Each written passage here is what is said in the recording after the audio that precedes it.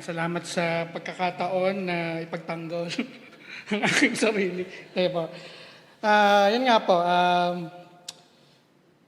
gusto ko rin lang pong linawin na sana po hindi kami ma-judge ni Doc Che na hindi po kami teenage dad and mom. Parents lang po kami ng teenager. So, hindi po kami disgrasyada. Okay, so meron din po akong confession. Actually si OJ po hindi yung una naming teenager.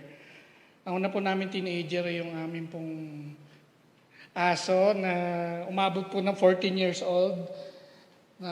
Nung teenager po yung aso namin ay tumagal naman siya ng 1 taon, pero alam naman po natin pag dog years ay senior na siya. So, doon hindi po kami nahirapan doon kasi low maintenance lang naman po yung aso namin. Pero dito, pagdating po kay OJ, ay ito na nga po ang istorya.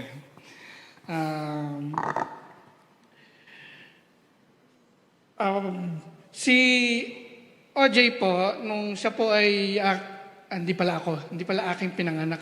Pinanganak po ni Che, marami pong marami pong realization no, na una ay isa pong dream come true sa akin na maging tatay, kaya hindi ko po makakalimutan yung moment na nakita ko po siya dun sa nursery. Buti na lang po ay naabutan na nung time na pinanganak po si OJ, meron na tayong mga videos kasi nung mga panahon po namin, hindi naman kami na-videohan nung pinanganak tayo. So wala talaga tayong record at bihira may picture. Buti na lang, meron po ako na-survive na picture ko ng baby, pero kadalasan ay wala. Pero ito pong generation na to ay simula pa lang ay meron na silang mga video na nakapost na sa internet. So yun, di ko talaga siya makakalimutan. At talagang maluwa-luha ako na napaka-surreal ang feeling na ang sagot ko po sa doktor na nagpaanak kay Che noon ay congratulations, it's a boy. Sabi ko, teka Dok, kala ko ba babae? Ba't ayaw mo ba? Hindi, gusto ko naman po. So mga ganun po mga sitwasyon noon. Kaya, ayun po, binalikan ko lang po na konti. Sarap kasi balikan yung mga time na yan. At yung unang taon po ni OJ ay ako po ang nag-alaga. In fairness po sa akin, nag-alaga naman po talaga ako. Kasi si Che po ay bumalik na sa trabaho noon. So, for a year ay ako at talagang nangangapa kasi first time father. Hindi ko alam kung paano hindi ko rin makalimutan yung first time na pumasok na si Che. Sagad ako, ito na tayo, paano nga gawin natin? So, yun nga po, natutong magpalit ng diaper. Meron pong sitwasyon na sobrang dami ng laman ng diaper. Hindi ko alam gagawin kasi umaawas na. So ano ba ito? Papaliguan ko na ba ito? Ano ba? Mga ganun po na sitwasyon. So hinarap ko yun at I think na pagtagumpayan ko naman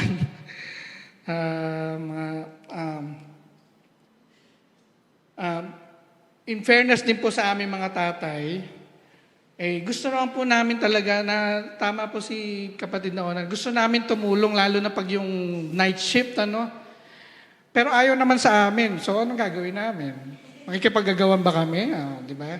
So, matik na yon. So, kay Che po talaga siya, sabi, hindi naman kami pwede magpa-breastfeed, mga ganun po. So, in fairness po sa amin, gusto po namin tumulong. Pero, alam naman po ni Che na lahat ng makakaya kong gawin ay gagawin ko sa pag-aalaga kay OJ noong mga time na yon. So, yun nga po, naranasan ko yung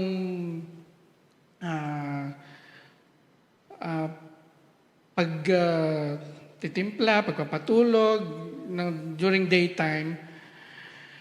Doon ko po natutunan din at na-share ko po yung mga sakripisyo at pagtitiis bilang magulang, ano po, yung time na talagang papalakihin mo ang iyong sanggol.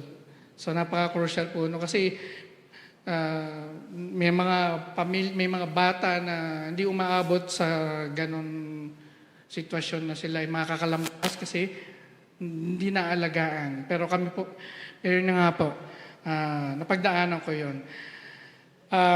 Yung mga time po ngayon ay isa po na nilolong ko o yung na-miss ko siguro o hindi ko naranasan pero wish ko naranasan ko yung katabi mo yung tatay mo habang pinapalaki yung anak. Kasi naalala ko po nung ako'y maliit pa,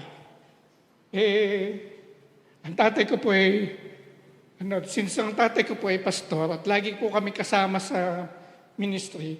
So, always present po ang tatay namin. So, yun po yung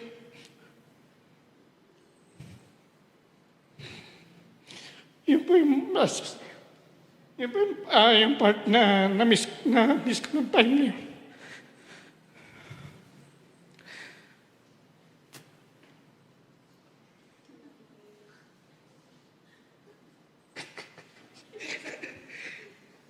So, yun, bubuksan ko pa to.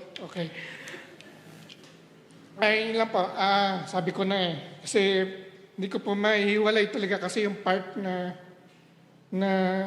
i-compare yung time na kami ang pinapalaki as yung time na kami ang nagpapalaki ng anak. Kasi excuse me, yung generation po namin talagang malaki ang pagkakaiba sa mga anak natin ngayon. Po. So kasi yung time na yung generation po namin, yung mga ka-generation ko, naabutan namin na bago pa lang batas yung bantay bata.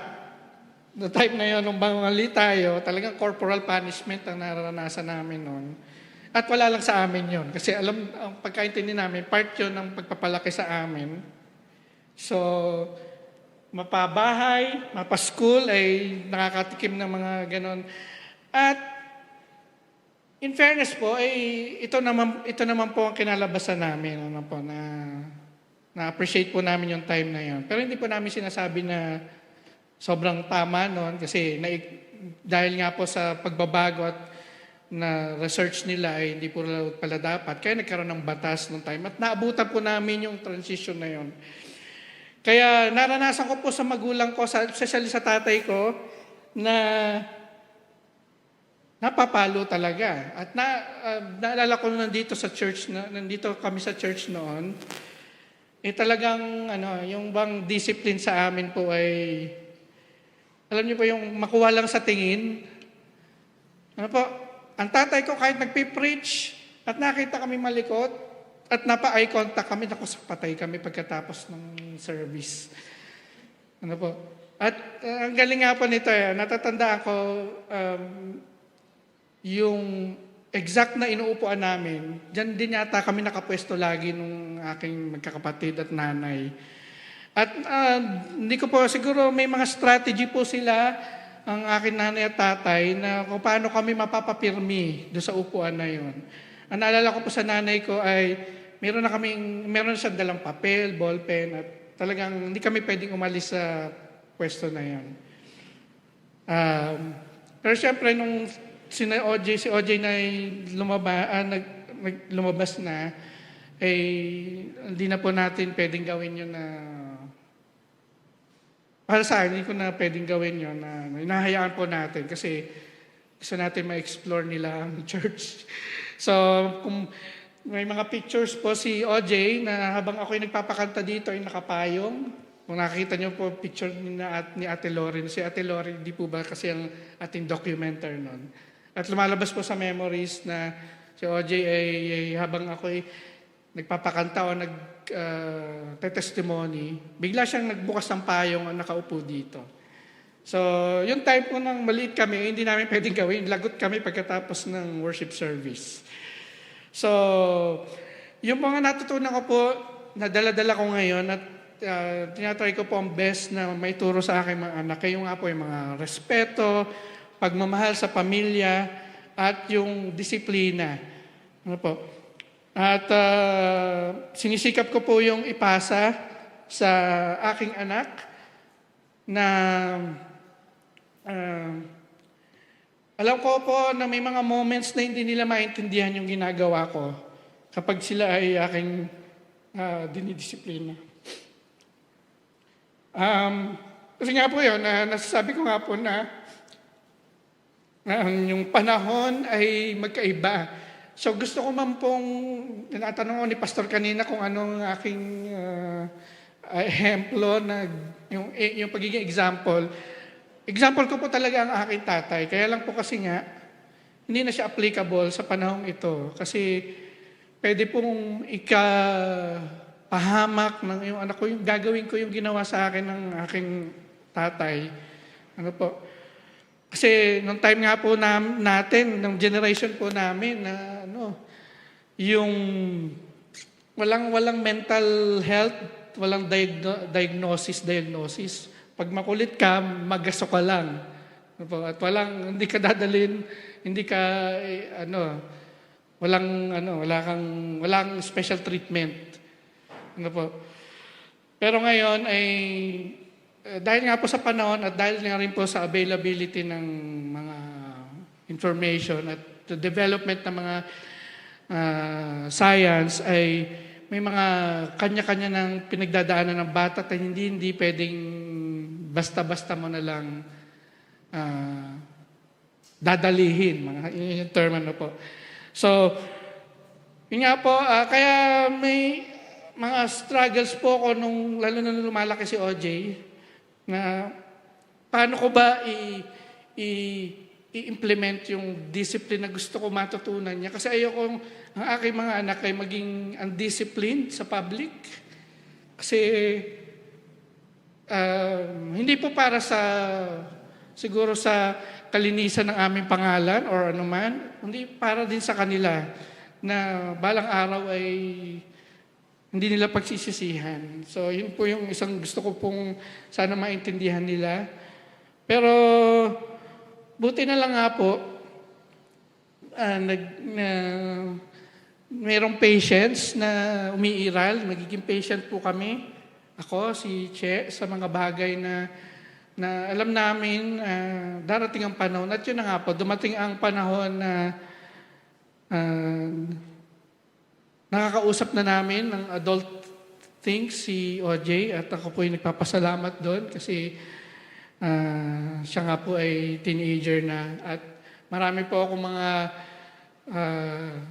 likes and mga hobbies na na-share ko po sa kanya, na natutuwa ko na na-share niya rin yung pareho na halos kami ng mga ibang hilig, mga favorite na music, mga ganyan.